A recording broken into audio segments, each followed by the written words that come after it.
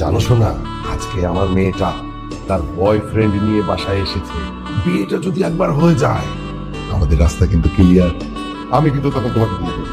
বাবা একটু রাগি, কিন্তু ভয় পেও না। ঠান্ডা মাথায় সব প্রশ্নের উত্তর দিবেন, ঠিক আছে?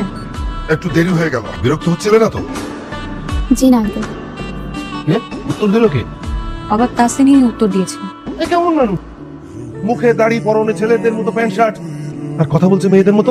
এই এই, তুমি ছেলে না মেয়ে? আঙ্কেল আমি পরিপূর্ণভাবে একজন ছেলে। আমার ছোটবেলা থেকেই শুধু একটু কণ্ঠ সমস্যা, যার জন্য কথা বলি এরকমটা শোনো। আমি এরকম একটা হাফ ছেলের সাথে হাফ মেয়ের সাথে তোকে বিয়ে দেবো না। কি রে, তোর সুগার ডেডি নাকি? হ্যালো, তোমাকে এতগুলো মেসেজ পাঠালাম, রিপ্লাই দিচ্ছ না কেন সোনা? আমার মেয়ের বিয়ের ব্যাপারটা কতদূর এগুলো? পাত্র পছন্দ হয়েছে? হ্যাঁ, বিয়ে তো একদম পাক্কা। সোনার টুকরো ছেলে, কিন্তু তুমি তো শুধু মোবাইলেই কথা বলছো। এতদিনের প্রেম আমাদের, তোমাকে দেখতেই পারলাম না। তোমার হাত ধরে হাঁটার কত স্বপ্ন আমার। এত অধৈর্য হলে হবে বলো? আর একটু ধৈর্য ধরতে হবে না তোমাকে? আমরা খুব শীঘ্রই দেখা করব, ঠিক আছে? আপাতত বাবা ডাকছে, আমি ফোনটা রাখি, কেমন? ওকে, বাই।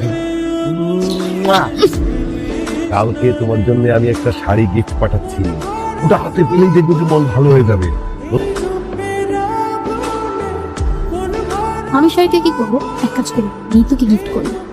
মা, কাল জন্মদিনে তুমি আমাকে যে কাস্টমার শাড়িটা গিফট করেছিলে, সেটা আমি খাটের উপর রাখছি, কিন্তু এখন কোথাও খুঁজে পাচ্ছি না। শাড়ি আবার যাবে কোথায়? শাড়ির কি হাত পা আছে কোন দিকে চলে গেছে? বাবা, আমি একটা শাড়ি খুঁজে পাচ্ছি না, তুমি কি কোথাও দেখেছো? তোর যে ব্যাপার, আমি কি শাড়ি পরি নাকি? হ্যালো, তুমি কি আজকে আমার সাথে একটু দেখা করতে পারবা?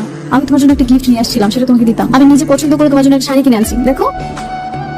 তাসিন, আমি জানি তুমি এই শাড়িটা কিনো নাই, তো কোত্থেকে নিয়ে আসছো সত্যিটাই বলো। একটা বয়স্ক লোক, যার কিনা বউ বাচ্চা ছবি আছে, সে আমার সাথে ওভার দ্য ফোন কলে কথা বলে, আর আমার কণ্ঠের জন্য ভাবে আমি একটা মেয়ে। আর উনি আমাকে ফোনে কথা বলতে বলতে এতদূর পর্যন্ত এগিয়ে আসছে যে একটা শাড়ি আমার কাছে গিফট করে কুরিয়ারে পাঠিয়েছে।